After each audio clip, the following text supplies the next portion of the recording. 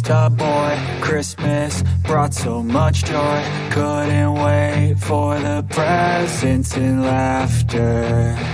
I couldn't sleep late at night, looking for Santa with lights. Those are the memories I still remember. Then I became a man, lost sight of who I am. But right in front of me was the answer. 'Cause on Christmas I feel joy, and I turn back to a boy. The answer is to stay young forever. This is not a Christmas, this is not a Christmas song. This is not a Christmas, this is not a Christmas song. This is not a Christmas, this is not a Christmas song. This is not a Christmas, this is not a Christmas song.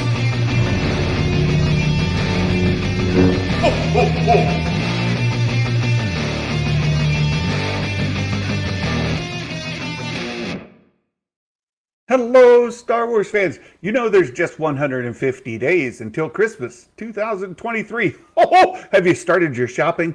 Maybe you should. I don't know. I don't know when you guys start your shopping. We have already started ours here at the household. So, hey, it's Friday. We've got some Star Wars news. We have a brand new article that just dropped today. We're going to talk about IGN, and thanks to Matt Risman for sharing that with me, with us. I actually shared it on Star Wars Meg's Discord, and then he hit me up and said, make sure you go check it. And I did. So I've got Meg here to join us. Hello, Meg.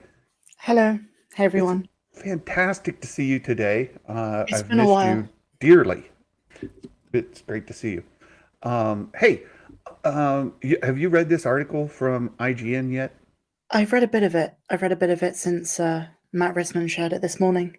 It's pretty good. Let's get into it right away. There's a couple things first, I think, off the bat. Let's just take care of. First of all, Santa's been busy with these other job, the one that pays the bills, the one that keeps the lights on. And I've only been live streaming on Fridays. But, you know, I've been dropping content every single day of the week, 7 days a week over on Patreon. And so if anybody wants to support the channel, and you want more Star Wars content while we're waiting for Ahsoka to start, and you know this title, Everything You Need to Know About Ahsoka, well, that's Filoni's, the IGN's article title. So I stole that. But also, if you don't know who Thrawn is, you don't know too much about Thrawn, I've been posting the Thrawn trilogy from 2017, 18, 19 on Patreon so that you can get caught up with his story there. And it's Thrawn alliances and Thrawn treason actually aligned to Rebels season 3 and season 4. There's direct tie-ins, some quotes that you can read in the book that are directly taken from the show.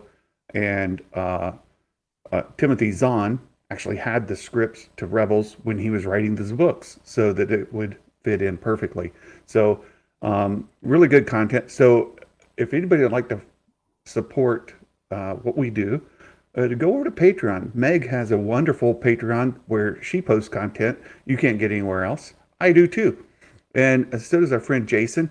Jason may or may not join us today, but you can go catch Making Star Wars on Patreon, and Bespin Bulletin. We'll be covering some of his stuff today too. So there's all the advertising stuff, you know, do the likes and the shares and all that fun. But also, there's a big HasLab project, the Ghost. Meg, I'm sure you're aware of it. Have you ordered one? No, I'm more into Funkos and Lego. Right. I figured. I figured. But, you know, I know you're a huge Rebels fan. Huge Rebels fan. And I thought this might just be enticing enough to get you to fund it. But then you'd have this huge ship to have to find a home for. Exactly. So they're up to 8,800 backers. It is backed. It will go to production, but there are some unlocked tiers And the unlocked tiers are on their way. Let's see if we can get down to. So there it is. I mean, you can see the dimensions of it: 28 by 34 and a half by 13. If you read inches like I do, or 71, 87 and a half, 33 for those who read the the centimeters, right? The metric scale. So that's fantastic, right? This is right at 500, right at $500. Nerd Mafia.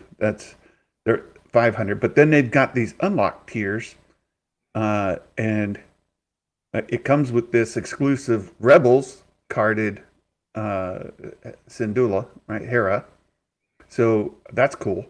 Then if we get the unlocks, let's see, here we go. The first one comes at 11,000.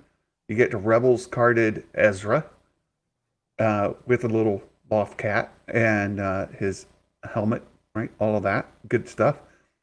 The next tier would be at 14,000, Kanan Jarrus, again, Rebels carded Kanan, which is great because it comes with sort of three options. Kanan with his eyes before he was blinded, then Kanan with his eyes blinded, and then the hood you can put over the visor. You can put over his eyes when he was blinded, which is great. And then the last one, if they get to 17,000 backers, would be the Rebels carded Zeb. So that's all fantastic. You may ask, where's Sabine? Go ahead, Meg. I think she's there, isn't she? Yeah, no, she's not. You're supposed to say, where's Sabine? Where is Sabine? There you go. Well, where she is they're releasing her in the main line, so not part of this, the main line with the live action version of her. So that's where Sabine is. You're not going to get a Rebels carded Sabine. It's not the one I saw anyway. Did not appear to be Rebels carded. So a little mismatch there, but still, it's Sabine, right? You still get a vintage collection Sabine. It's a pretty exciting project, and it's coming right along. It's roughly on pace with where the Razor Crest was, and it's coming right along. Yeah. Seth says all these figures are live action based other than Kanan. That's not true. That's not true. Zeb is also animated. Right. There they said, Baymax, this is the guy I would know. It says, get a Rebels carded Sabine if they get past 17,000. They may add another little bit from there. Hey, Mike! Thank you for the happy belated birthday. I'm 56 now. Wait, when was your birthday? Almost a week ago. I did not know. It was last Saturday. Happy birthday, Santa. Well, thank you. Thank you so much. Yeah, we went camping. My dad came up. We cooked out. My daughter and her husband came up, and we just had a great time. It was wonderful. So thank you very much. That's fantastic. So there we go. We've got this wonderful project, the Ghost. I've backed one as a channel giveaway. If when it releases, I will pick one of our Elite Squad members and do a giveaway. And there you go. So maybe, Meg, you'll still end up with this huge piece of plastic that you won't know where to put it. I've said that before. I forgot who I was talking to. Dang it. I figured. It's girthy. All right, change the subject. I stepped right into that. I mean, if you're going to give somebody a free shot, they just have to take it, right? Exactly. So there it is. Oh, so we got this IGN article. It's IGN from Southeast Asia. So there's a couple of things you may notice when you're reading through here, just for folks, especially when we get to the end of the article, because it talks about it being on Disney Stars. But in any way, this is pretty good article, and I thought maybe we would read through it a bit together and I see Mike Porter celebrated his 2 years of membership with a happy belated birthday. Thank you for that, Mike Porter. And we have the Mike Porter dad joke at the end of the day today as well. So it says 5 years after the end of Rebels, fans have finally see a follow-up for Ahsoka, which is exactly what this series is going to be. It's going to be a follow-up to Rebels. And there's some neat quotes in here from Dave Filoni. And so let's jump down into that. It says, how did you decide to continue Ahsoka's story in a live action series? And there's one bit in here, and we'll see it in a minute, but did you realize that he's been writing Ahsoka now for 20 years? I did not realize that. That's crazy. Like, wait a 20 second. years. Yeah. Let me see if I go down here. I thought it was like 14. I didn't know it was 20. Well, who knows how long he started working on it before he actually, let's see here. Where's his quote? We'll come back to this, but I was just gonna, hold on. Let me just do a find. Find years. 5 years. There he goes. Almost 20 years. It says, Oh, wow. yeah, I have been telling her story for almost 20 years, which is hard to believe. Does he think it's 2028? 2020 was a long year. That's true. Mumbo, thank you for the belated happy birthday as well. Thank you for that so much. And Ducky, all of you guys, fantastic. So almost 20 years. I'm like, that doesn't even compute in my head. That he's been telling her story that long. So let's go back. The first question, he says, Ahsoka made her live action in episode 13 of Mandalorian. He said, I had been developing a live action Ahsoka project before The Mandalorian began, when I was still working on Rebels. So that's another part that I didn't know before this. I knew that there was, that he was working on there was story when Jon Favreau pitched the Mandalorian idea, where Kathleen Kennedy said that Dave was working on a very similar thing, and she put them together, and then the rest is history. But I did not know that he had been thinking about a live action Ahsoka series when Rebels was still on. Is that just new to me, or did you kind of know that? I think he posted concept art when Rebels came out on Twitter.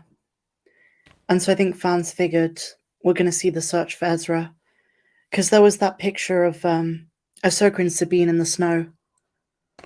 Oh, looking for Ezra. okay. Yes, I remember that. It's just a little, was that like a little hand sketch kind of thing? Mm-hmm. Yeah.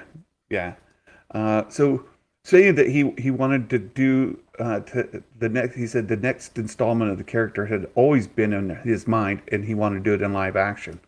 So, hey, I think that's fantastic. And so it's not like something he just came up with. He's been working on it for a long time, since back in the Rebels days. And then they asked him, compared to her Clone Wars co-stars, Anakin and Obi-Wan, is Ahsoka more of a contemporary character in the ongoing events of the Star Wars universe? It's an interesting question to ask. A contemporary character, I don't even know how to interpret that. What does that question? Can you help? Yes. More of a contemporary character. I think he's trying to say it's not George Star Wars. It's today's Star Wars. Okay. Yeah, he says, well, no, hey, look, there's my friend Nikki. I saw, I'm going to talk about their video today. So the Salty Inferno, they did a little story on the Acolyte, and there's no wars in it and no shooties. Um, we'll talk about that in a little bit. Everyone's so down on that show. Well, I've got Nikki. Oh no, but thank you for the super chat, Nikki. $10 super chat. That's fantastic. Love you so much. And I've got positive things to say about how you guys covered that. It's yes, they tried to be fair. They did. And Nikki really, you could tell Nikki really wanted to be more mean. No, I kid. It was good. It was good. But anyhow, we're still here talking about the Ahsoka series in this article. He says, I don't think of Ahsoka as a contemporary. In fact, we tried to write her in a timeless fashion. She's an adult now, but her past gives us a look into behavior and why she is the way she is. It's been a long road evolving from Anakin's young Padawan, and she's grown from there into a special character in her own right. And to me, that's very true. Watching her grow through the story of the Clone Wars series was one of the most intriguing parts of the entire series for me.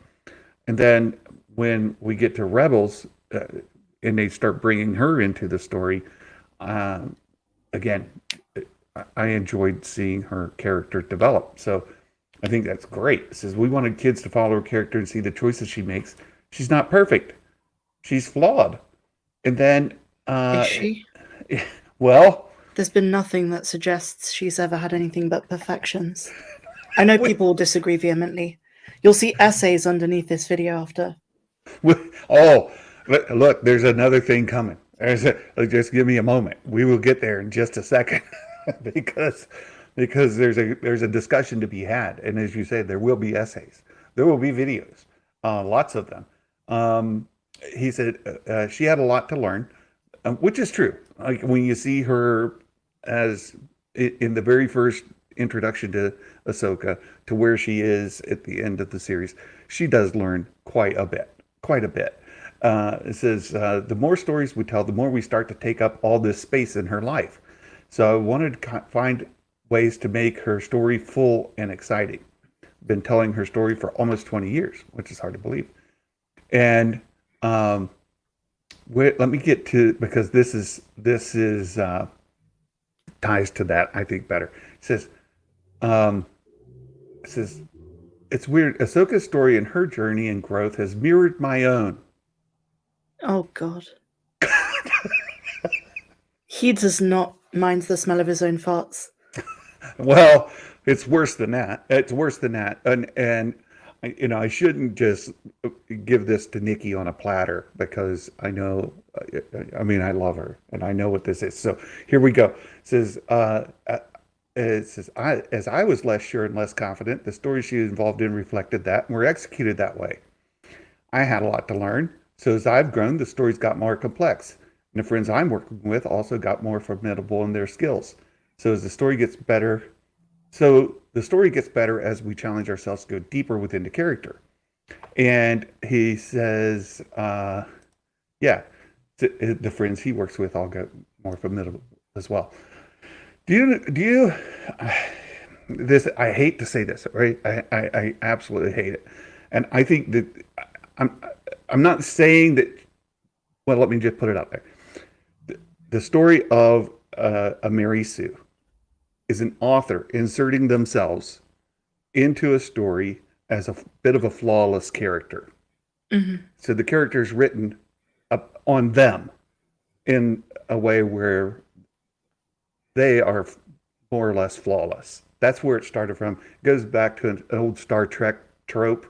And if you look into the history of it, there's the term Mary Sue is thrown out there about all kinds of characters. Rey is the one they love to throw that into, and she does not classically fit the classic interpretation of Mary Sue. There's an evolved one that people just say, well, it's a character that's written poorly. That's not Mary Sue, or it's not necessarily an overpowered character. It's a character where the author writes themselves into the character as the main protagonist, who is mostly flawless, right? I would So say Ahsoka is not a Mary Sue. I think Ahsoka's genuinely gone through a very amazing arc in all of the shows she's been in. I think she's well developed. I think we've had a lot of time with her in the Clone Wars more than Rebels. Because she doesn't appear too much in Rebels. She's in like 3 episodes, I think. But she's gone through a lot in that short space of time. So I don't think Ahsoka's Mary Sue. I think she's well written. But I'm very well. also on your page with Rey because I don't love the sequels, but I think Rey gets overly criticized, and it's often from the same people who have more of a problem with Disney than they do the sequel story. I agree. And with uh, the modern current social battle that's going on Mhm. out there, right? The culture wars. So what they see are some of the culture war talking points or story points in a story, and then they they drive towards that, and they make that the source of their content, and pointing those things out, and then taking a side, either pro or against, depending on what your political values are. And so Ray has been used very much in that context as this cultural battle that we're having. But if you go look at the definition of Mary Sue, and you read it and look at all the points, it's with an author inserting themselves as the main protagonist in a perfect character, more or less. That's abbreviated, but that's no a flawless character, a character without flaws. So if somebody thinks that Ahsoka is a character without flaws, and Filoni says she's me, then here's where the essays and the I things think will. I spoke too soon because when I rolled my eyes at that statement, I started thinking about Ahsoka in the Clone Wars. Yeah, I actually think I was wrong. I do think she's gone through quite a few challenges, she and I has. think it was seeing Nikki's comment just now about Sabine that made me think that because I think Nikki has a point. Yeah. Sabine was just perfect with a dark saber within like a few hours, Well, minutes, right? minutes. Yeah, There's the episode where she first starts to try to learn it, and she picks it up and it's heavy. She mentions how it's heavy, and Kanan starts teaching her, and like I think the whole training sequence only goes a couple minutes, 2.5 minutes or something like that. And at the end, he's laying on the ground like, okay, whoa, and she's bested him. He's a Jedi master, and like 2 minutes ago, she just picked that thing up. So that's true. yeah, yeah, it's kind of crazy. Uh, and I noted that only because when I was going back and doing some more analysis of Ray, is Ray a Mary Sue and all of this, I had to go see, okay, is there other precedent for her? Is there other things going on? And if you look at Ray's battle with Kylo on Starkiller Base and Sabine's battle with Kanan, there's some similarity in there. Um, but anyway, we digress. We digress. I agree with you. I think that Ray is not a perfect, or not only Ray, but Ahsoka is not a perfect character. She was flawed, and she's had a tremendous story arc, growing up, learning, and evolving into her own character, one that was strong enough to walk away from the Jedi Order because she was so hurt by what they did, and kind of had her eyes open to the issues the order had at the time. It was become too politicized, and kind of lost its way. And Just like our fandom. yeah, very good. Yes, it is a coming of age story. So I think just knowing the way of the internet and this fandom, these quotes aren't going to help, right? But be that what it may, it's interesting that he sees himself in her, and that his career is mirrored in her story. He also said something back up there. Um, about Sidarius, right? She's not perfect. She's flawed. He said that there's a lot of time in her story that had to be written, and that he, what did it say? Past gives her. Oh, here it is. The more stories we tell, the more we take up all the space in her life. Well, there's a big space in her life that we're still missing, right? Her dying for the third time. No, that's not Ahsoka. No, it's what happened between say Rebels and now. There's a novel, the Ahsoka novel, that fills in part of that, but we've already had some difference in storytelling, put it that way, between season 7 of the Clone Wars and the book, and then we don't know what else might change along the way. But that book doesn't even fully outline where she was during the original trilogy era. We don't know. Last week I was talking about it, and the concept came up, and I want to ask you this: what do you think the chances are that she spent a big bulk of that time in the world between worlds, seeing how things played out? She didn't come back for the battle against the Empire because she saw that they were already defeated, and she's just now coming out of the world between worlds to continue the story.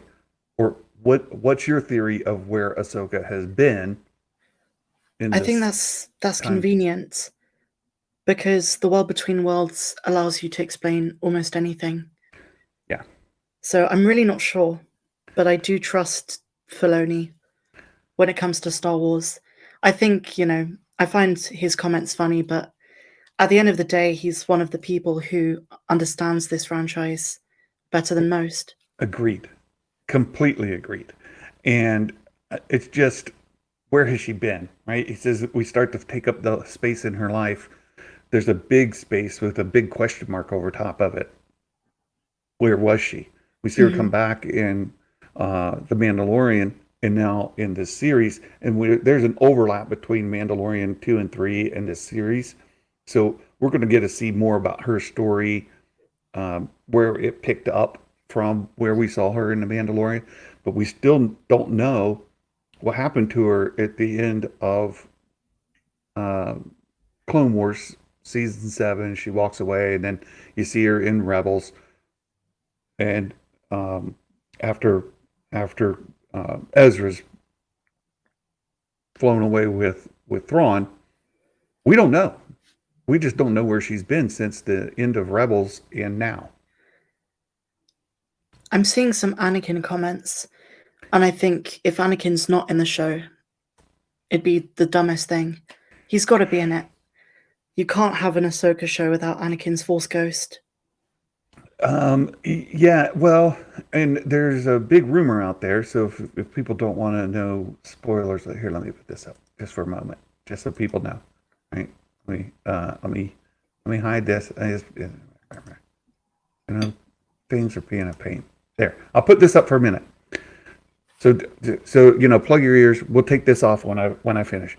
There's a rumor. It's a long ago rumor that some scenes were shot live action, retelling of at least the scene from Rebels where Ahsoka and Vader fight. She cracks his helmet open and she sees him behind it.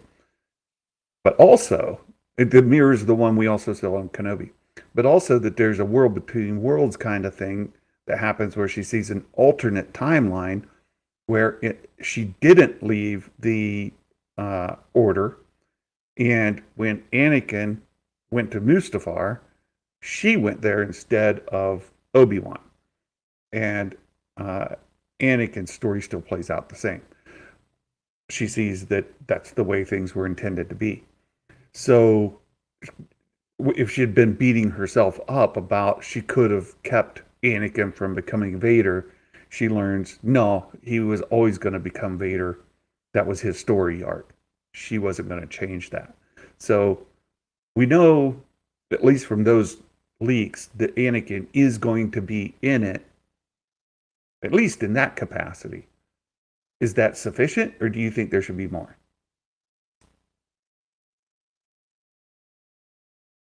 I don't know, because I don't know what the story of the show is.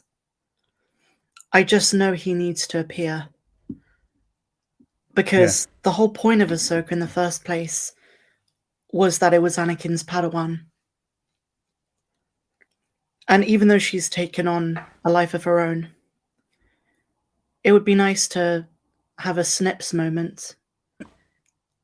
I kind of talked about Obi-Wan yesterday, but the more I think about it, I don't think they're going to touch him. Yeah, I don't either.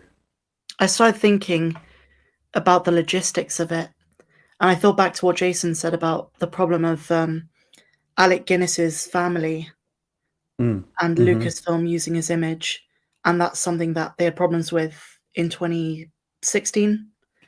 So I don't think that's going to happen, and putting Ewan McGregor in instead would just be kind of disrespecting that legacy. Yeah, well, that's true. I completely agree with you. But you know who I do think will be in it? Yeah. Alden Ehrenreich. In Ahsoka? Yeah. Or in Solo? In Ahsoka. I'll tell you why after this stream. Okay. But I think there's a very good chance Oh, he was involved in this as Han Solo. I'm very excited about talking to you off stream anyway, because we just have, I haven't been able to visit with you in a while. Look, I think there's a big story to tell about Ahsoka that spans a much longer period of time than just where we saw her at the end of Mandalorian season 2, and where we're going with finding Ezra and leading up to perhaps season 4 of The Mandalorian and this movie event.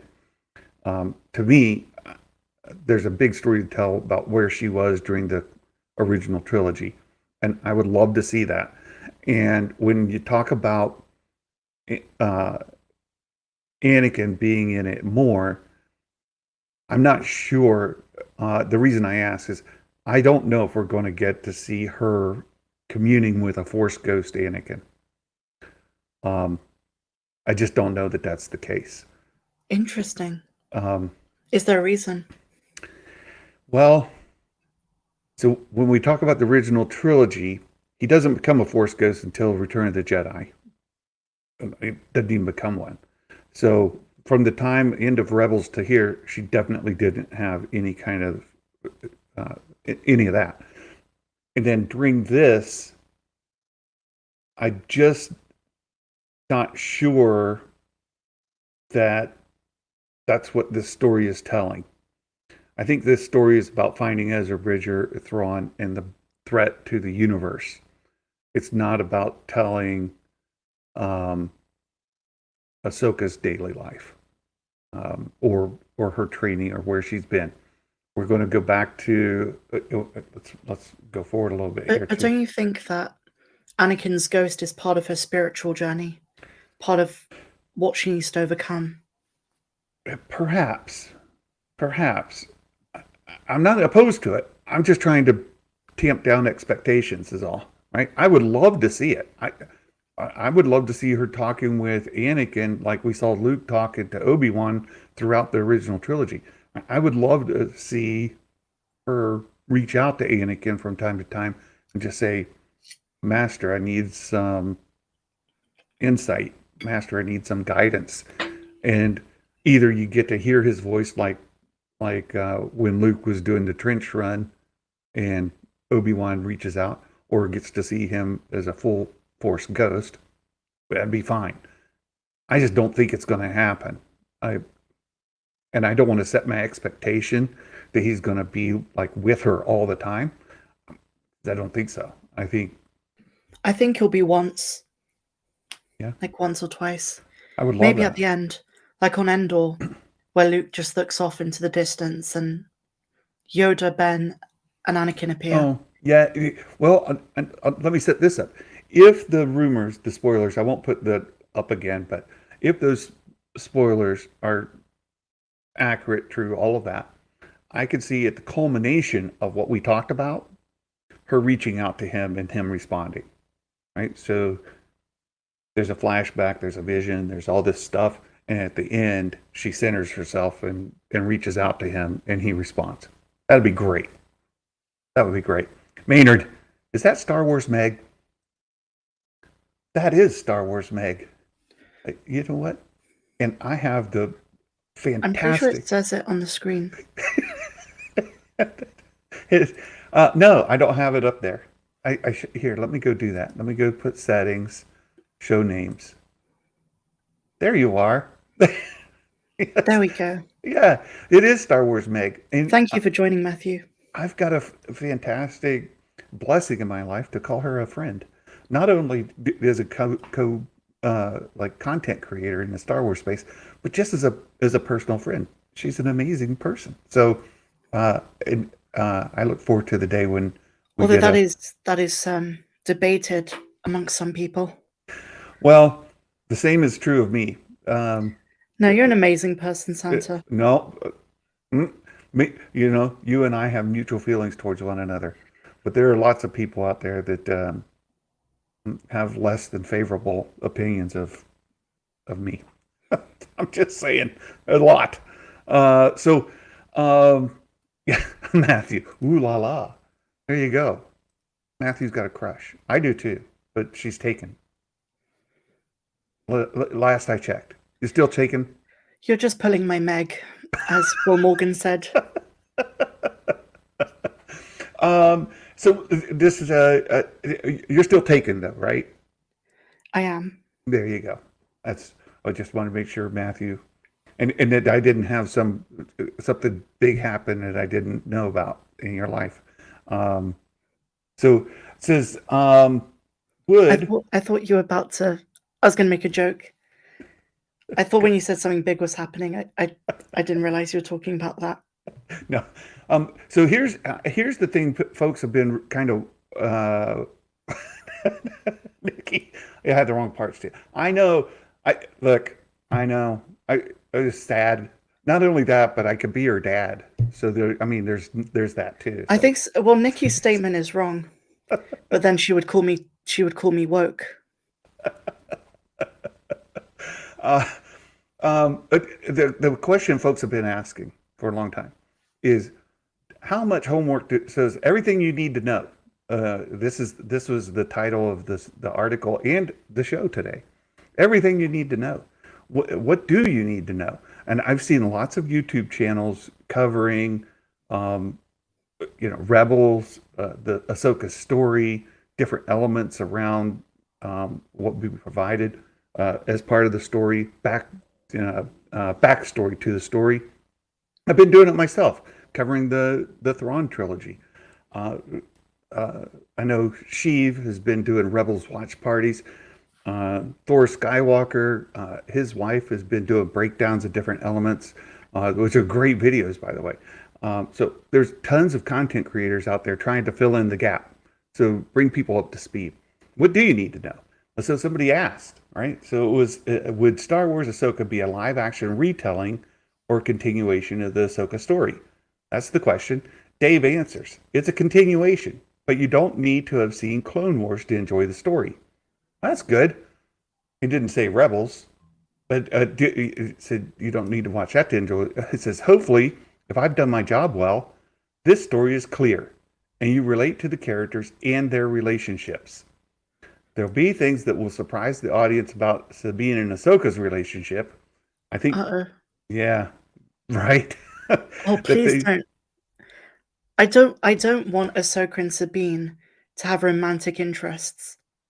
They're two characters I don't, and I don't want Sabine to be Force sensitive either. So how do you say that? Ahsoka Bean? Ahsoka. I don't know. How do the people that do the shipping, how do you put Ahsoka and Sabine together in Because I'm getting either romance or Force sensitive from this statement.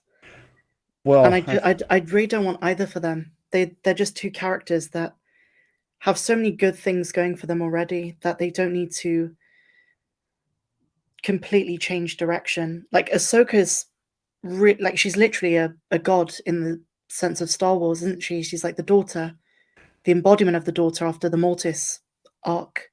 So I don't want her to, have human things going on. And Yeah, Sabine being force sensitive just seems like a complete reverse of what Kanan said in Rebels. I think that's what everything's alluding to, isn't it? I was with you about the trailer could just be kind of a red herring, right? Mhm. It's making us assume these things or think these things, and then when it comes out, it's not going to be those things. Haha, he got us, right? Big fool. But now I'm worried, like that is going to be it.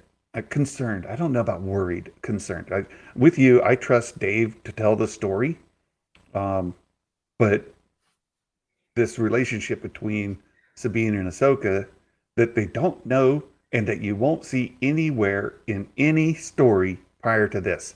Well, that'd be force sensitive, right? Exactly. And I know what Nikki is thinking, because she can't stop saying that she wants to see Lizzo in this show.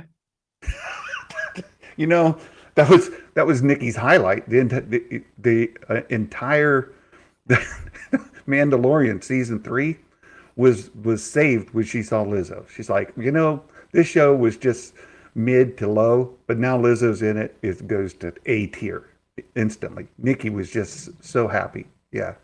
Exactly. I'm gonna have to pay for that. She's gonna attack me in DMs because her and I are friends. We send things to each other all the time. I have a question to the chat and to you, Santa. Yeah. How are you feeling about Thrawn, his appearance, just what we've seen of him? Oh boy. So there's a couple of things about it. I love Thrawn. I love the Thrawn novels. Not only the old Heir to the Empire novels, which were fantastic. I fell in love with those 20 years ago, but the new novels, the 2016, 17, 18, and the ones that came after that, the prequels to that. Absolutely love Thrawn's character. Feel like he's one of the best. He is the best anti-hero in the entire franchise. But I see him as an anti-hero, not as a villain. And we've seen quotes where Dave says he's a villain, and so I'm worried. His voice is being done by the guy who voiced him in Rebels.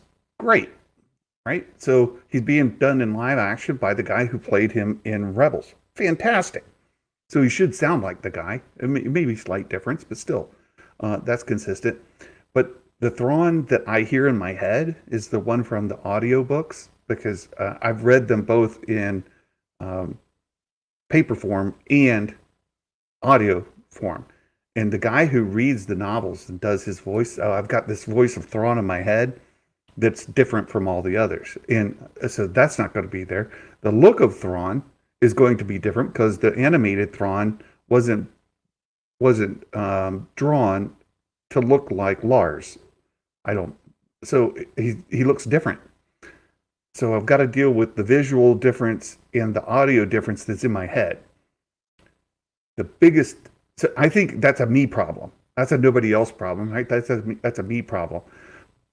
But my biggest concern is they're going to represent him differently than the character that I've got to know through all of the books. I think it's safe to say that Disney Lucasfilm are very happy to go well away from source material with characters who haven't appeared in live action. It's like with the Grand Inquisitor in Kenobi. That's not how Powans from Utapau look like. Right. So who's to say Thrawn... I mean, we've only seen like 2 frames of him. One with the back of his head, one where he looks like Elon Musk. Right. Who's to say he's going to look terrible? I hope not, but... Yeah. But it's more the characterization. Mickelson will do a fantastic job, regardless. It's more about the way it's written. I guess I'm hopeful because Zahn worked on the show, So there's that component.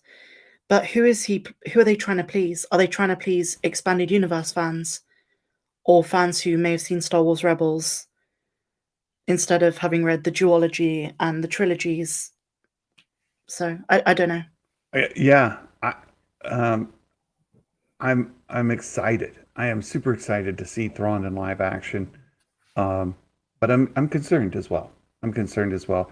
And Nikki and I are on opposite sides of this, right?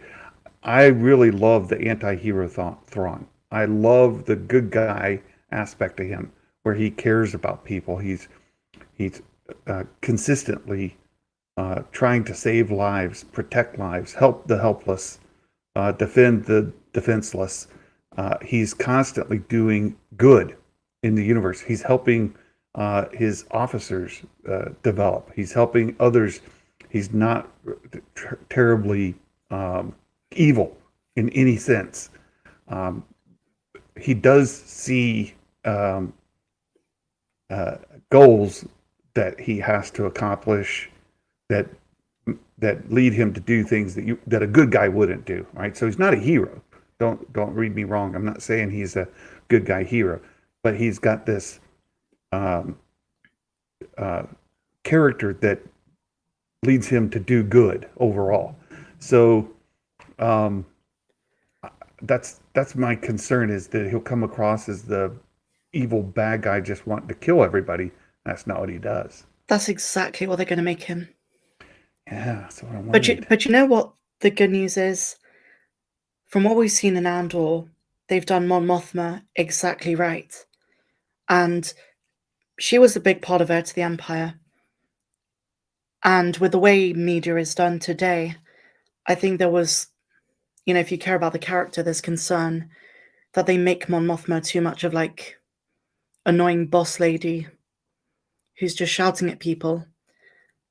But they resisted the Holdo treatment, and they made her exactly as she was in Return of the Jedi, which is soft-spoken. I don't know. I think that's something I'm really looking forward to, the government of the New Republic. Well, it's a great story. Yeah, and if you've read the books, around Leia, Princess of Alderaan, and the aftermath novels and all that, you see what's going on in the government, how they're going to translate that. We did a little bit of it in Andor season 1, and that got mixed reviews from fans, but I thought it was great to get to see that.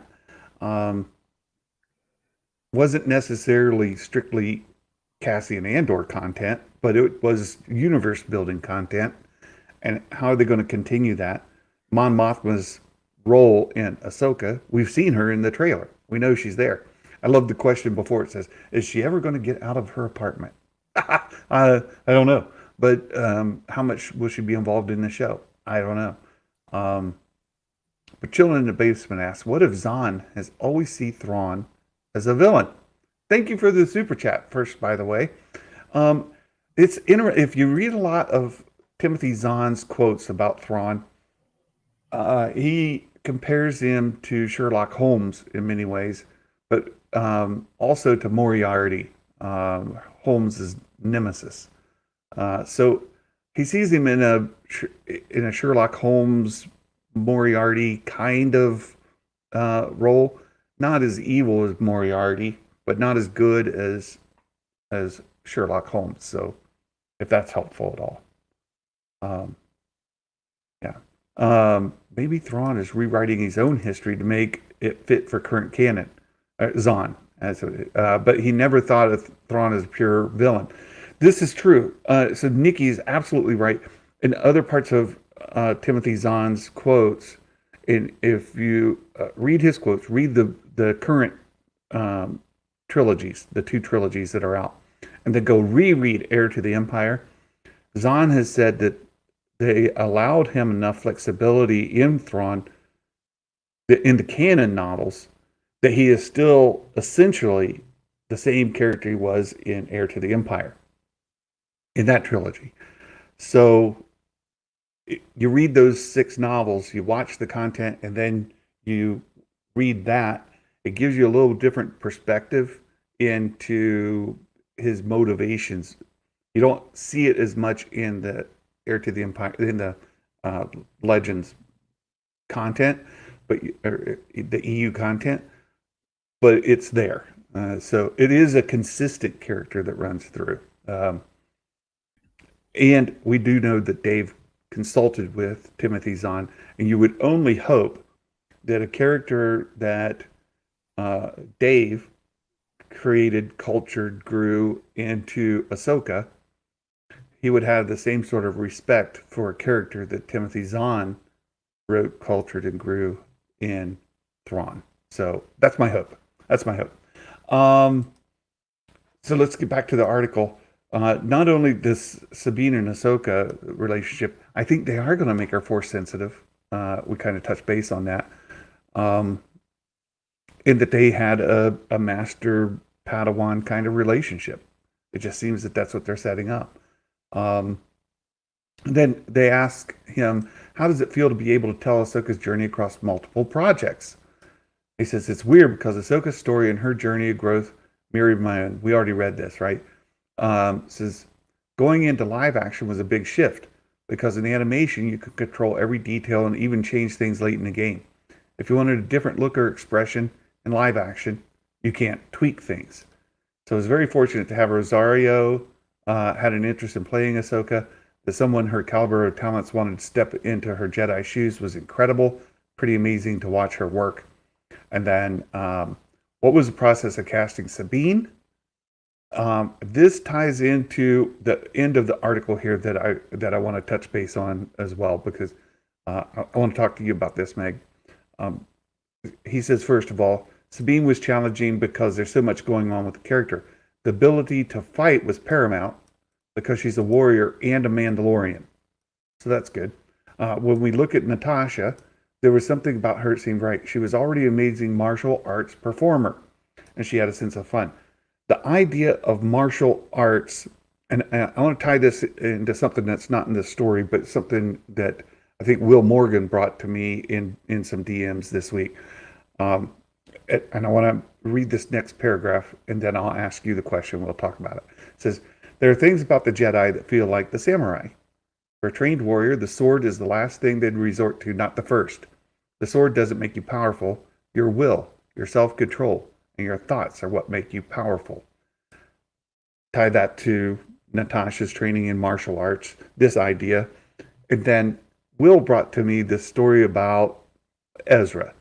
And there's a lot to it, but I want to go back to Ezra. We know he doesn't have his sword, right?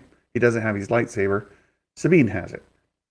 And he's learned to use the Force in a way where he doesn't use a lightsaber. People have said Mandalorian's a Western, and say Book of Boba Fett was like a crime boss kind of thing, syndicate. That Ahsoka could very well just be a martial arts kind of vibe to it. We saw that in season 2 of The Mandalorian, right? That Dave's episode, it was very Eastern influenced. My expectation coming in is a lot of Eastern influence. And this article comes from Southeast Asia and the interview he did with IGN there. And he's leaned in a lot about Natasha being trained in martial arts and this idea of the sword being the last thing they'd resort to. What do you think about Ezra in the series? Is he good? Is he evil? Is he conflicted? Is he Jedi? Is he... What do you think he is? Good. Yeah. I don't know what he is, but I think he's good.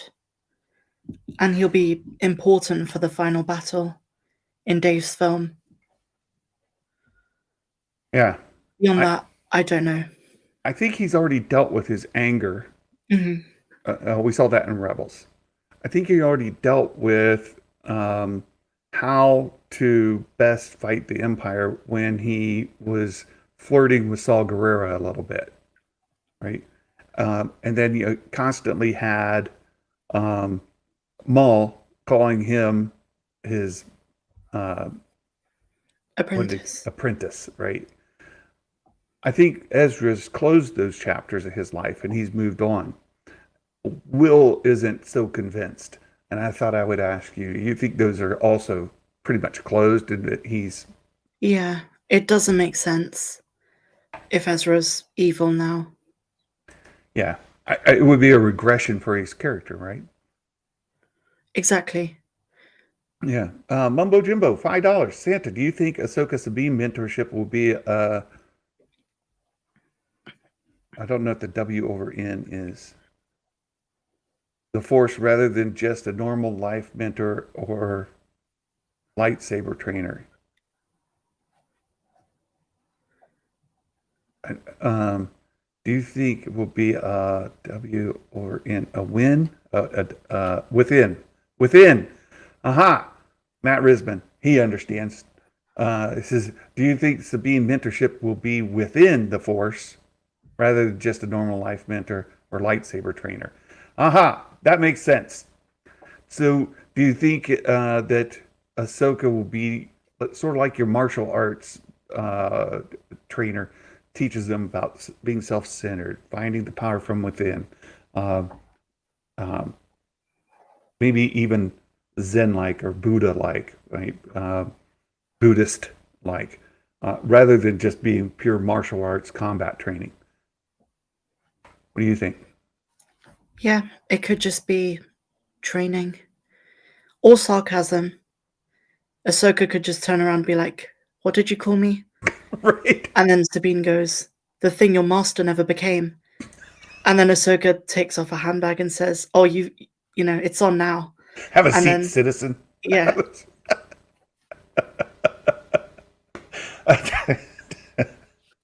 Oh, very funny. Very funny. No, I did think in the trailer that could have been a bit of sarcasm. Her calling her master is like because uh, she wasn't, but I'm not exactly sure. Nikki.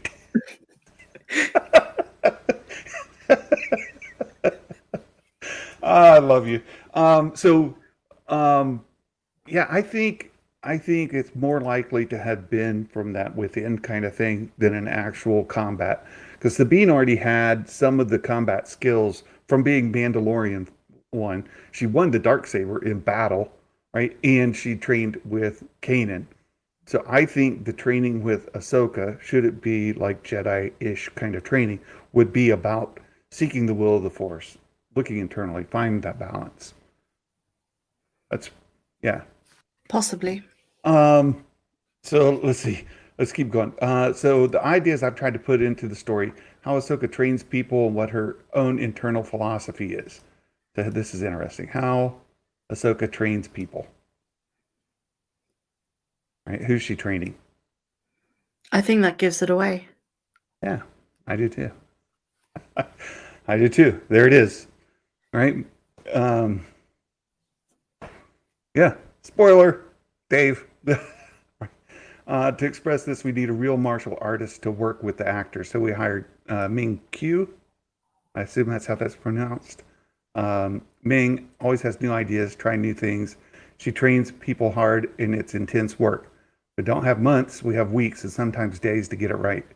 The primary weapon for the Jedi is a lightsaber, so there are a lot of lightsaber fights. Oh, that's exciting too. We already saw some, right? In the trailer, you see Ahsoka dueling with the Inquisitor and that droid kind of thing. And we also see Sabine facing off against Shin. So there's that. And then, of course, we have Balin and Shin uh, powering their way through that base, right? So that's I have a good. question. If you read the Acolyte interview, I have. this sounds exactly like what they said. They were like, there's going to be lots of lightsabers, there's going to be samurai influence. Maybe they're all scripted. I I I agree, and I think the internet does what the internet does, right? I've seen some of these articles where, and we were going to talk about the Acolyte in just a moment, um, where they're like, no guns, no war. I'm borrowing from Nikki and the Salty Inferno's video. No war, no guns for the Acolyte.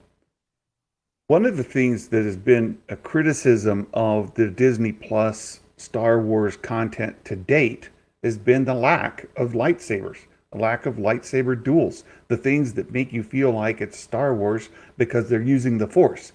They're using lightsabers, they're battling, and you get the adventure, the hero's journey. None of that's happening. So I think what we're seeing now is a fulfillment of wishes. You're going to get lots of lightsaber battles. You're going to get lots of Force and the things that make Star Wars feel like Star Wars. And as you said, I think Dave Filoni kind of understands the core of Star Wars perhaps better than anybody else outside of George Lucas, right? That on the planet. So that this is his show that he's leading, and some of the things that have been said about how he's doing this, and I'll touch base on this other article in a second, have me very hopeful, and from a positive side of it, not just the negative side. Oh no, shooty. Well, look, you're getting lightsabers finally. Shouldn't you be happy about that? And some of the other things that Leslie has said about the Acolyte, lots of lightsabers, lots of dueling. So what? There's not a lot of blasters. That's not what the show's about. I've noticed two things with the Acolyte, and I'm very excited for that show. Something I've noticed is we often hear comments from people on these shows that don't correspond when the shows drop. Right. Fiona Shaw kept talking about this is a criticism of the Trumpian world, but you can interpret Andor's politics very, very liberally, however you want to. There's no there wasn't Admiral Trump. There wasn't like an imperial figure who represented anything to do with like US politics, I would say. Maybe you can disagree with that, but it wasn't as blatant as Fiona Shaw made it sound. And so I also get the impression that with Leslie Headland, she's one of those people, and I've met tons of people like her, where they kind of just speak their mind. She's kind of got no filter. She speaks very candidly, unlike someone like Jon Favreau or Bryce Dallas Howard. They're very calculated with what they say. So people interpret every little thing she says to fit the criticism they have before the show's even out. Right. So I would say just give it a chance. It might actually be very good. Exactly. And Nikki, I highlighted her comment because in her video, towards the end of the video, she basically they basically say this, that the trade Entertainment Weekly purposely tried to trigger people and clickbait us, which worked, right? Because they're taking part of the story that's not really fully what they said, and they're filling in a blank sort of backwards. And we're going to show another example of this in a second. I want to finish the Ahsoka story kind of real quick, and then we'll jump to the others. I know we're already gone an hour, and we're still on Ahsoka. But there was this article from The Hollywood Reporter. This isn't brand new. It's been out for just a little bit. But in this article, oops, wrong screen. Just a second. I was going to do this. So it says there's mainly an interview about the new movie that she's going to be in, the Haunted Mansion. So Rosario is going to be in Haunted Mansion along with tons of other folks. And by the way, I think Haunted Mansion's going to not do fantastically at the theater, but it's got tons of stars in it. It's got tons of people in it, Rosario included. And it's nice that Disney's picking her up for that movie because she's also in Star Wars. So it gives her more variety in being cast. But in any event, there's this funny bit here where it says that she got a stormtrooper outfit. So she saw the stormtrooper outfit, and then she put it on and she drove around on a golf cart wearing the stormtrooper outfit. May the Force be with you, which was very confusing because she's on the set of the Haunted Mansion. And she's Ahsoka, and she's wearing a stormtrooper. Like, what is going on, right? He said, and then I went and sang happy birthday to Danny DeVito. in the Marilyn Monroe version. And it says, this is my third project with him, blah, blah, blah. So then we switch over to the talk of Ahsoka and working with Natasha. And says the trailer for Ahsoka dropped. I believe you quoted Dave Filoni as saying that for those who haven't seen a frame of Rebels, will the show still hold our hands throughout the season? She says, oh my goodness, yes. So everything you need to know going into Ahsoka is Dave Filoni's in charge. He's got it taken care of. You don't have to do a ton of homework. You don't have to watch all the things, read all the things. However, if you do, you might like it even more. But hopefully, it's still going to stand alone without having to have that. So that, I think that's good news. Then it goes on to say, but it's important, right? With Star Wars fans, there are folks who really just watch the films. But now, and especially with The Mandalorian, more and more people are watching live action shows. So there's more content, right? Like you didn't watch Mandalorian, and you might not know who this little green fella is that looks like a baby Yoda, right? You might not know. But and if he shows up, then you're like, who's the little green fella? I mean, what's this about? But in any event, it says then there are people who watch animated shows. There's even a tier beyond that with all the books and the fan fiction. So there's different levels to Star Wars family, and it's always been very highly considered to make sure everyone can watch it, right? Dave has done a really brilliant job in knowing the universe so inside out, and having created so many of the characters and spaces within that universe, he just knows where to start. He knows what needs to be alluded to, and he's really brilliant at figuring out how to make it for both, or for all, right? So it made a big impact and difference having him on the set, and talked about the filming process, so on and so forth. So I think just to kind of cut it short, because there's tons of things here that we could talk about, but I want to get on to some other things. We don't necessarily have to have watched all the things, read all the things, and be educated on all the things in order for the show to still work. And then there's some funny things here at the end. Have you challenged Ewan to a lightsaber duel? She says, no, I saw you treated my master. So we're not getting into that, right? It talks about ghosts, right? Because the ghost, the ship, right? Anyway, and then on the story goes. So there's that. I do want to touch base on some other stuff. We're not going to talk about this, but Bespin published this article. You covered it already. It is very spoilery if you don't want to know anything. It's how the Ahsoka story, the Ahsoka series, season reportedly ends. Again, I'm not going to give the spoilers here, just raising people's awareness that this story exists and it fits with what we've heard for a very long time. And I think in this, Bespin is actually quoting our friend Jason. So there's that. But I want to go on.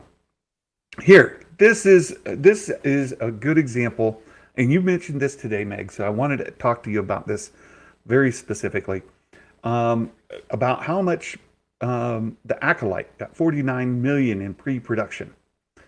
And there's a lot of stories being spun out of this, saying that they're investing more money in the new shows than the old ones, and that perhaps Kenobi was shorted because it didn't have this kind of budget, or even the Andor's budget, and it may have benefited by having more budget. And I wanted to just raise the point of maybe they had all the budget they asked for. Does anybody know that the folks doing Kenobi said, hey, we'd like to have 50 million in pre-production costs, and Lucasfilm or Disney said, no, you get 10, go away? Has anybody heard that? Has anybody heard that Kenobi proposed a budget of 200 million, but they were only given a quarter of that? Has anybody heard a story that Kenobi was in any way shorted funding?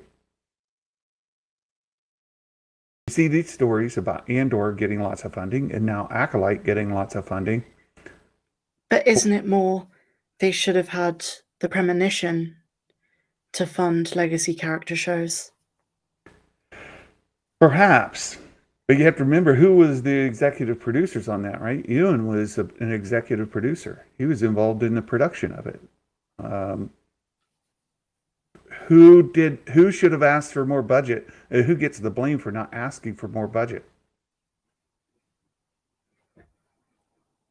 Lord Kennedy. Well, that's how the internet will spin it, right? They come and say, "Hey, we only need 15 million for pre-production." She says, "Bah, here's 100. Go away." Right? She doesn't say you need more. I'm going to give you more because you need. Nor did we don't have a single story saying that they got less than what they asked for. Right? So that it really is a question about. They did. I don't think they took money away from Kenobi to do other things. Put it that way first. Kenobi didn't suffer because they gave money to somebody else instead. I think Kenobi suffered because Joby Harold didn't see Revenge of the Sith. Perhaps. I think he admitted that. I think there's an interview where he said he never actually saw it. Well, I mean, okay. And I agree that maybe you should be more familiar with Kenobi's story if you're going to continue telling his story. And you can't tell Kenobi's story if you don't know what happened in the prequels. That's like the prequels or don't like the prequels. You don't know Kenobi's story if you didn't watch them. Same with the Clone Wars, right? Where, like, if you take Andor, let's just juxtapose that. Tony Gilroy wrote his story, right? He didn't have to go research Cassian Andor from anybody else. And he did research around the era, so he knows sort of what's going on in the universe. But he did his assignment wasn't go find out about Cassian Andor because we want you to go tell more of his story. He already knew that. If you're given the assignment, go tell Obi-Wan Kenobi's story in his series. Well, your assignment then is you need to know the character, right? I think that's important. Mm-hmm. Very. So, yeah, I just think there's been a spin coming out of this saying that, and actually I've seen it on a couple very large channel, one of the largest channel in Star Wars space, saying that Kenobi suffered because he wasn't given the budget. They got the budget they asked for. I've not seen a single report saying that Kenobi was asked to trim budget. The other side of this is I think the days of these huge budgets may be coming quickly to an end based on some of the reporting around profitability of Disney Plus and these Disney Plus series and shows that they've spent way too much on production and they're getting far too little return. So it's very likely we see more production budgets in line with Kenobi's and less in line with Andor or perhaps even the Acolyte, which isn't necessarily a good thing. And Nikki is right. The Kenobi book is great. It's because Obi-Wan Kenobi at times, the show, doesn't feel like it acknowledges there were films that came before it. Like literally the start of the first chapter of the Kenobi book is Kenobi trying to reach out to Qui-Gon. He's reporting that he's left Polis Massa and that he's delivered the child to his uncle, Luke's uncle. They didn't do anything that makes you think it's connected to Revenge of the Sith in the Kenobi show. No mention of Ahsoka. We were on Tatooine and we didn't see Watto. That's a crime in and of itself. Well, you're not wrong. You're not wrong. Never once did he go visit that whole area. And I want to address this. Real Ben Maynard asks, but should they have had to ask for budget? Well, that's how it works. So a lot of people think Kathleen Kennedy's ruling on high and issuing edicts and judgments and telling people you'll do this and you'll do that. It's not really kind of how it works. Well, how it really kind of works is they say, hey, we have a concept for a series. They pitch it to her. What do you think? And she says, yay or nay. And she says, oh, you know what? That's a good idea. And I think you should, like, to John Favreau. Hey, that's a good idea. I think you should go talk to Dave Filoni about it. And I'm put the two of you together to go make this show. That's kind of how it happens. So somebody comes with the idea of a Kenobi series, and they're like, hey, we got this idea. Actually, it came from a movie before a series, but they had this project, and then they're like, hey, we should really do something with Kenobi. They pitch it. Well, what, how much money are you going to need for it? They come up with the budget, right? The folks involved come up with the budget. They say, here's what we want to do. She approves the budget, or she red lines things, or she whatever. She doesn't say, here's the money, go. They have to ask for the money. Then they set up a whole department where they it's a business, like an LLC underneath, and they give all that money to that LLC, and then that LLC goes out and makes the movie. It's all about handling general ledger and all that. So that's how all that happens. Lucasfilm doesn't just say, we're going to give you 300 million to go make a movie or go make a series. Somebody comes and says, I need to do this series. How much is it going to take? And then they get the bean counters figured out, and they say, here's how much it's going to take. They propose it, and then it gets approved. So anyway, that's that. Yeah, so I think and Nikki was right, absolutely right, that it suffered from story. It should have had a better story. Yeah, it said, no, that's how it works. I'm just saying, from the angle of Lucasfilm going with Legacy, Carrie should have been more aware of the fund to show better. Oh, I see. Yeah, I see. So somebody comes and says, hey, I want to do a Kenobi series. I want 8 episodes, and I think I can do it on $100,000. Somebody should say, well, that ain't happening, right? Like, no, you're going to need more. And they say, well, how about $500,000? And it's still not enough. You're going to have to do more, right?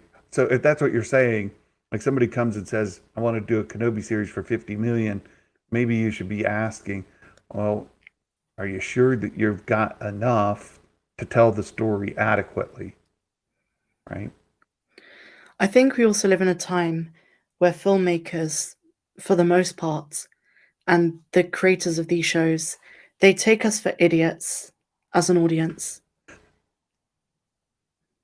And you feel that the most in the Kenobi sequence where Leia's being chased by Flea and the other gang members.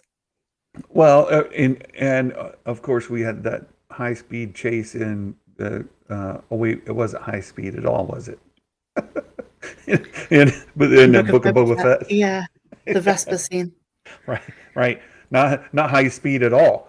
Yeah. So I don't know that they are necessary. Look, the people doing it are trying to make the best that they can, and they're not thinking like this sucks. They're thinking this is great.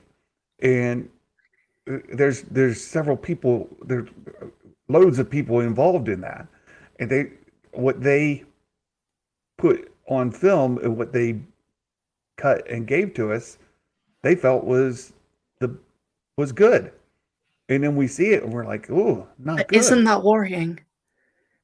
That no one at any time protested. Well, yeah. I mean, Ewan was literally in the prequel trilogy, and it's not perfect, but you'd think you'd know. Well, yeah, with the people who were involved in the, you have some trust that, wow, these people should know Star Wars. They've been in it. They've been involved in it for decades. They were there with George. They were there through all of it. And how is it that they look at this and think that it's still that, right? I get what you're saying. And I've thought about this before. Not that you have to be a huge fan, but why don't they have somebody like a Thor Skywalker or many others who are out here who are just huge devotees to the franchise, and who maybe have a different kind of critical eye, who would see something and go, that just is not good, right? And then they could tell him, go sit in your corner and be quiet, or not. I don't know. Um, but it does make you wonder, do they have too many yes men around? Um, I think they do. I I think, mean, the most scary video I've ever seen on YouTube was the High Republic teaser trailer, where they have all the writers' room. oh, uh-huh. Have you zoomed in on that whiteboard of ideas? Yeah, but There's like dinosaurs is up that's there, and that's how white empowerment, that's and how whiteboards work though. Whiteboards aren't like okay, but storyboards. but They're it's just Star Wars. ideas. It's Star Wars. But somebody says something, you put it on the board, and then you have like this. It's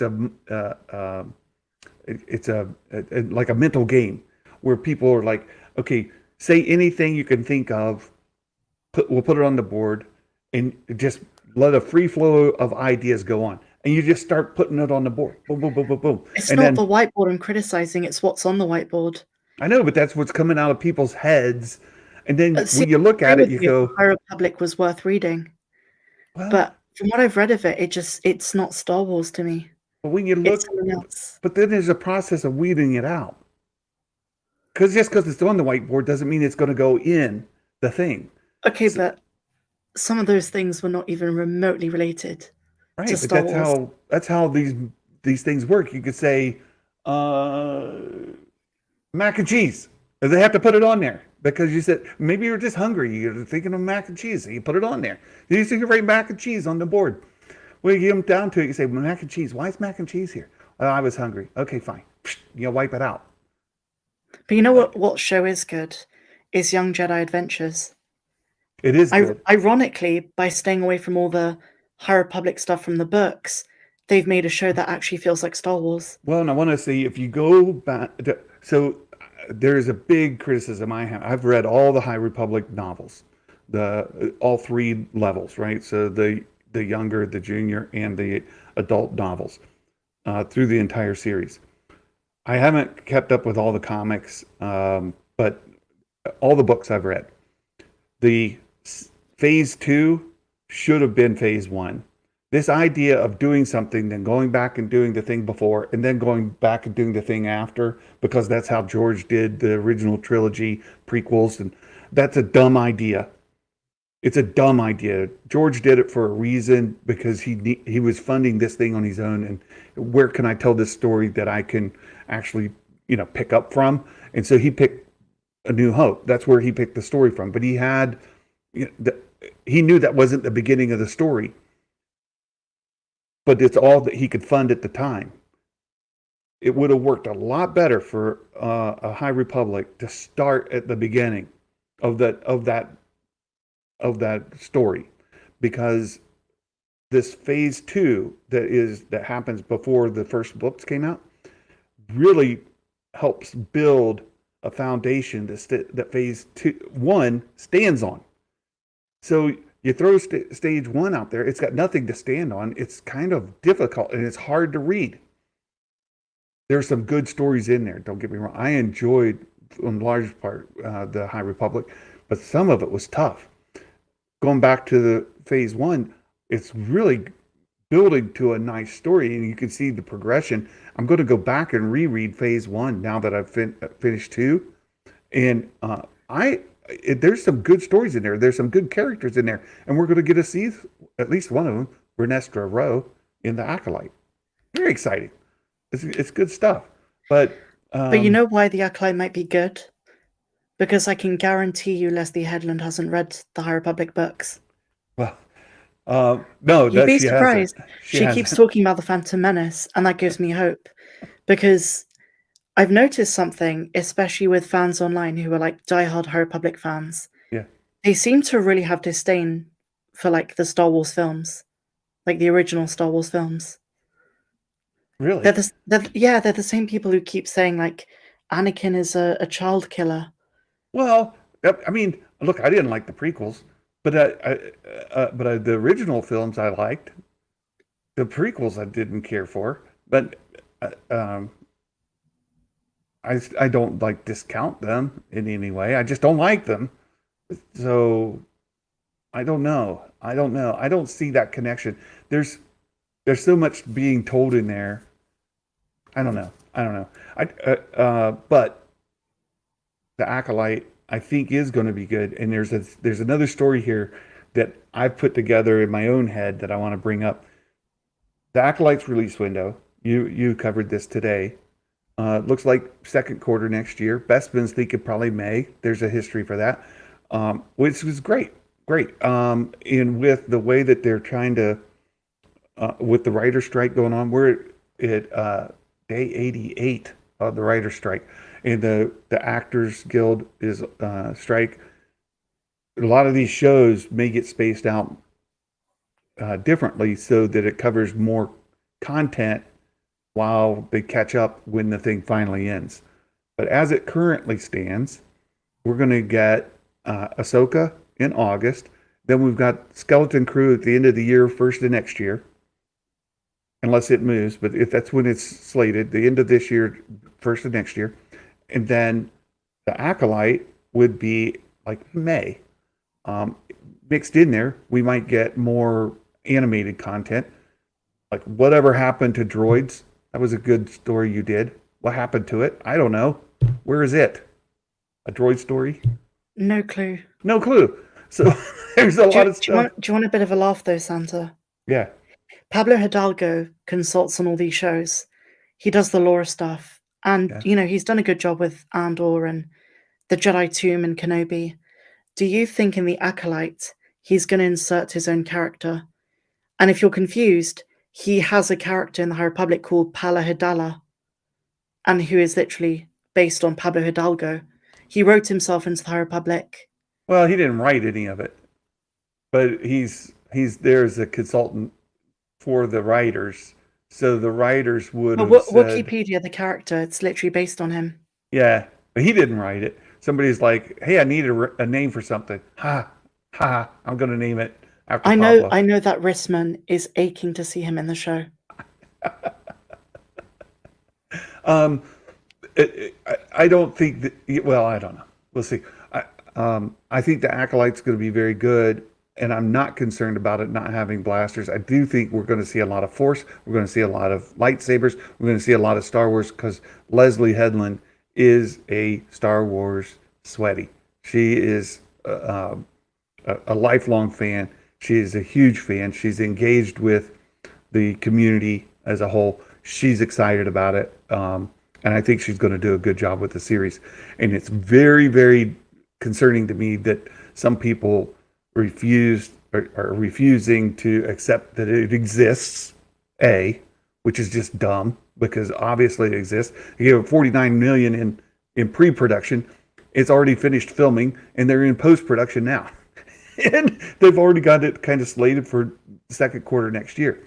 Secondly, they don't like some of the news that's come out around her.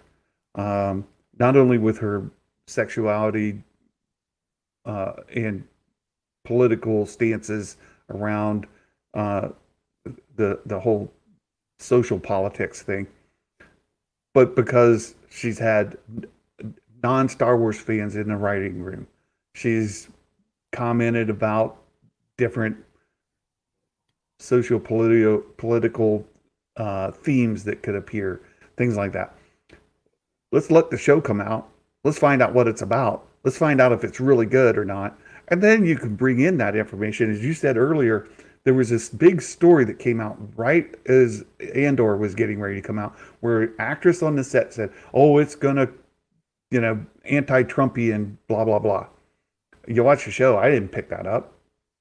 We watch Acolyte. Maybe you won't. We don't know because nobody's seen it. But you have somebody who's a huge Star Wars fan who is doing lots of lightsaber fights and using the Force and the things that you love about Star Wars. I would hope that you'd be more optimistic about it than pessimistic. But in the fandom as a whole, I see more pessimism about it, even including my friend Nikki, who are just like, oh my gosh, this is going to be terrible. And I don't think so. I also think it's weird that people conflate political views with social views, because I don't think the two are the same. Like Disney is still a capitalist corporation. So of course they're not going to allow too much of that stuff to seep in. I think Andor was the exception with making like anti-fascist art. But like I don't think you're going to see anything like that in the Acolytes. There's like a limit where Disney I said, okay, well that's enough. We'll throw in a few tokenistic things, but I don't think we're going to see too much of it in the Acolyte. Yeah. And even the social stuff, I genuinely think they've overplayed that in the marketing. I agree. There'll be like a hug or a kiss once, and then the rest of the show is just going to be Star Wars. Yeah, yeah. I hope.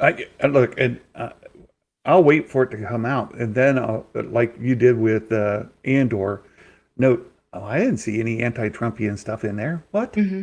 I didn't. Where is it? Somebody's going to have to point it out because I'm just dumb, right? Maybe it'll be that way with Acolyte too. Like all this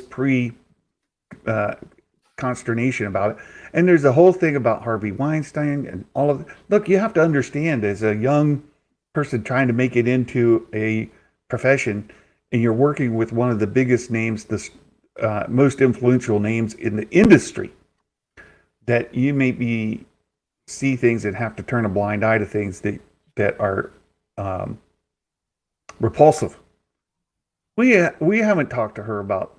I mean, she didn't do those things, and to any degree that she was aware of them, who knows? You weren't there. You don't know. I would be. I think it'd be a little naive to think that she didn't have an idea that he was a creepy fella. I think Chrisman has a really good point here, where he says the Acolyte interviews don't actually tell us anything about what the show's about. Yeah. They always use the same phrasing. It's diverse. It's female-centric. But like, what's the story? Right. Yeah, real Ben. Wait, there was anti-Trump stuff in Andor? Before it came out, the actress said that, yeah, they were like putting anti-Trumpian themes in the show. It was very heavy on the anti-Trumpian kind of agenda. It's like, what? Yeah, Nikki, that's what I'm saying. They need to stop doing interviews at this point. Right. If you can't, if you're going to keep saying this stuff, you're going to keep making fans mad. And that's what happened to Brie Larson. That's what happened to, tons and tons. It's happened over and over and over again. You would think at some point these theater, the companies would say, hey, zip it.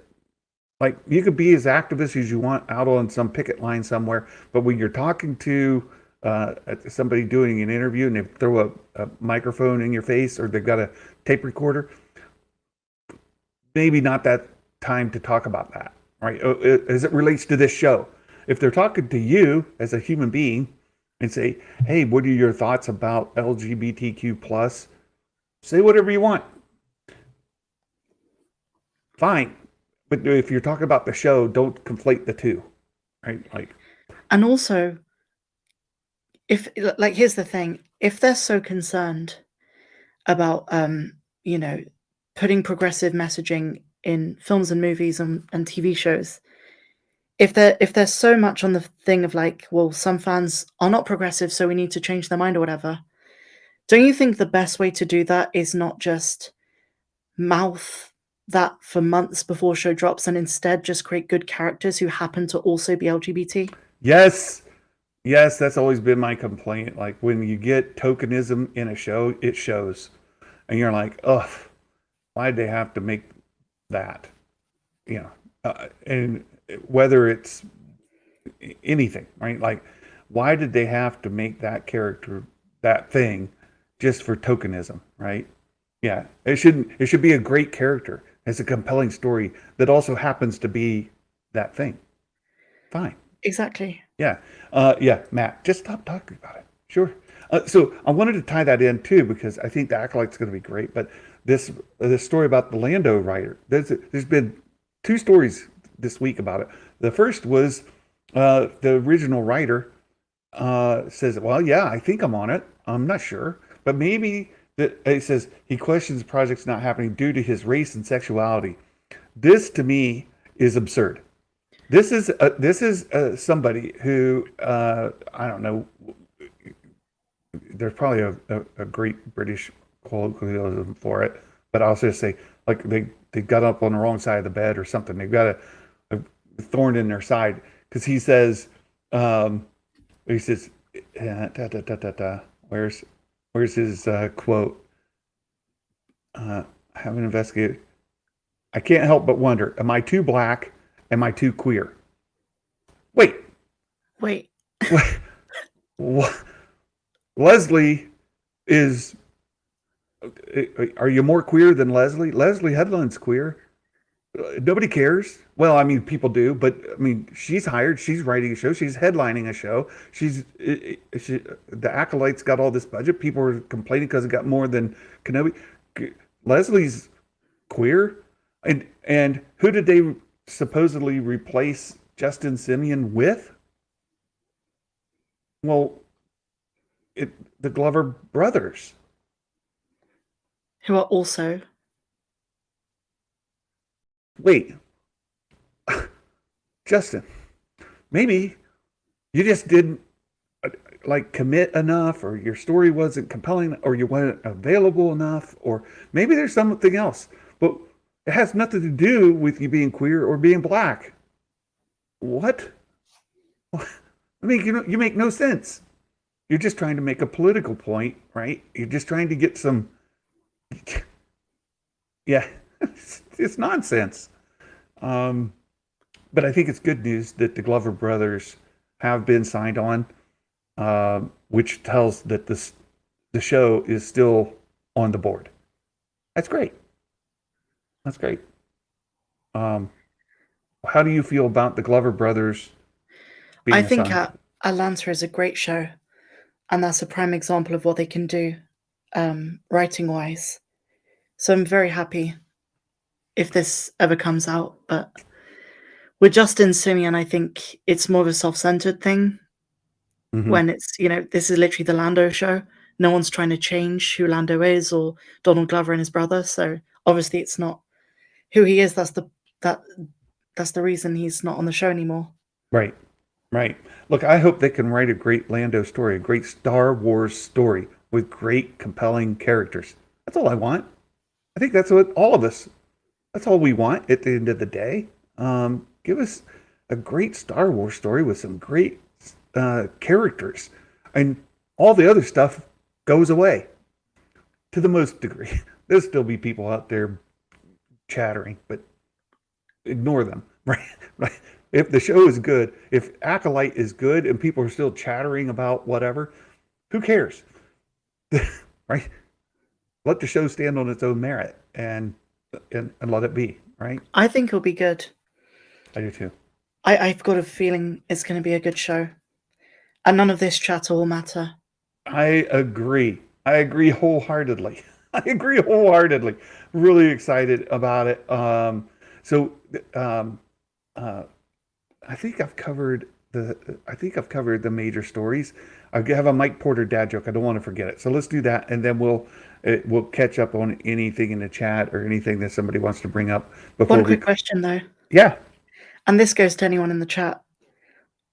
How would you feel if Ahsoka sucked? Oh boy, I've seen that story, right? I've seen that story this week. I think you know what I'm referring to. I do. I know exactly what you're talking about. Wow. It'll break my heart. It'll Me break too. my heart. And I've said, I consider myself a friend with X-Wing. At least at one point, we were really good friends. He's busy. I'm busy. I haven't talked to him in a long time, so who knows? But I saw his heart break when he was watching Kenobi, or was before that even, when he was watching Book of Boba Fett. You could see it. He was doing the live stream, and you could see his heart break during the stream.